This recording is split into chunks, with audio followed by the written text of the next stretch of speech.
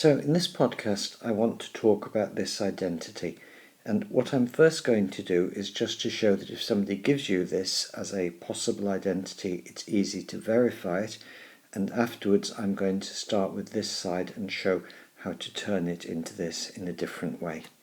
And I'm going to try to fit both of these arguments in on this slide, so let me just draw a vertical line here, and let's, as I say, start off by looking at this and seeing how we can see that this is an identity. So we have here a and b and their logarithms.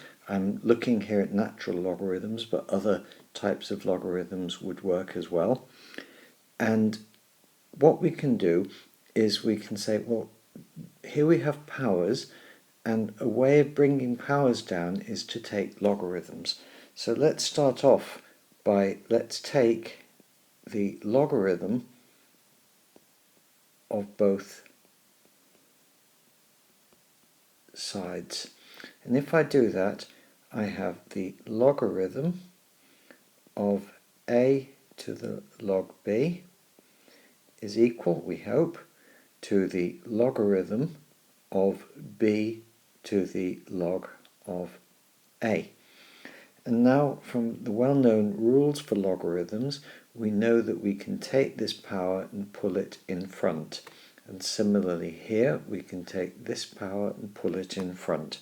So from that rule, what we can do is say that we have log of b times log of a. And on this side, we have log of a, when we pull it in front, times the log of b. So on both sides we have the same two things multiplying together, so these two sides are indeed equal. Now, does that tell us that these two quantities are themselves therefore equal? And the answer is yes. But just to see why that might be a problem, let's consider the following. If I tell you that the sines of two angles are the same, does it mean the angles are the same? And the answer, of course, is no, because of the periodic nature of the sine function, and that means that the sine function does not have a uniquely defined inverse function.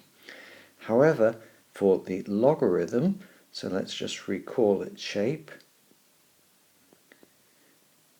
So if this is our curve, x and y, and the logarithm looks something like this, crosses the x-axis at 1, y is log of x. What we see is that this is a perfectly good function. It's crossed once and only once by any vertical line, and importantly for us now, it also has a uniquely defined inverse function, because if I draw any horizontal line, it is going to cross the curve once and only once. So therefore, if we have two values of the same logarithm being the same, because any horizontal line crosses the curve once, it means that the arguments of the logs must be the same as well, so this must be equal to that. So therefore, a to the log b is indeed equal to b to the log a, which is what we wanted. So now, let's look at this in a different way. And I'm going to start with this and produce a different argument to show that we can get to this. So let's start with a to the log of b. So this means, for example, that we have something positive here and something positive here, and I'm going to therefore argue that if a is positive, I can always write it as e, the base of the natural logarithm, or the base of any other logarithm I'm interested in, to some value which I'm going to call c. And I don't know what c is, and it's not going to matter in the end. But why can I make this claim? Well, let's again just think about the form of the exponential function, and it looks something like this.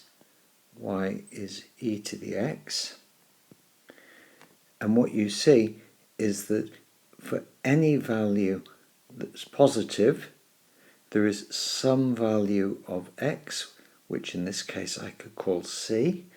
So let's say that this is c, and this is therefore going to be a, and that's going to be uniquely defined.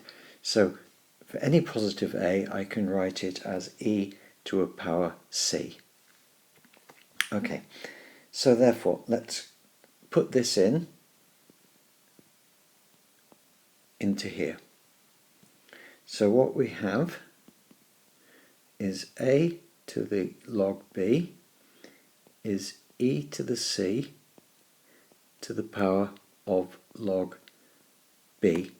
And from the rules for powers, I can write this as e to the c log b. I just multiply these two powers together.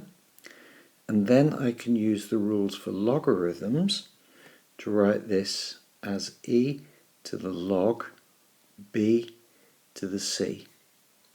And now we see that we have an exponential of a logarithm, and because these are inverse functions of each other, this is just going to be equal to b to the power c.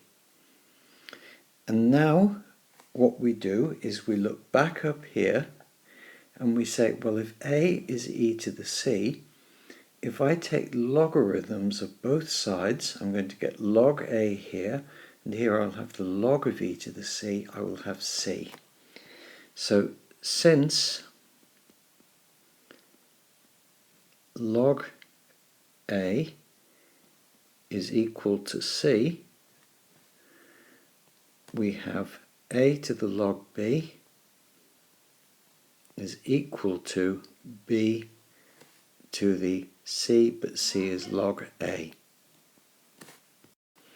So in this way we've been able to go from this side of our initial identity to this side of the identity. And what I'm going to do now on the last slide is I'll just very briefly show how this might be used, for example, in calculus. So here's an example. Somebody asks you to find the derivative of 2 to the logarithm of x. What you do is you recall the identity. So you recall that 2 to the log of x can be written as x to the logarithm of 2. And again, I'm assuming here that x is positive in this last step. And then what we say is d by dx of 2 to the log of x is equal to the derivative of x to the log of 2, and that means that we just use the standard rule and we pull the power here in front, so we have the logarithm of 2 times x to the logarithm of 2 minus 1. And in that way we've been able to calculate the derivative, and one can integrate in a similar way. So this is a useful identity, and we've now understood, I hope, where it comes from. And with that I'll stop this podcast.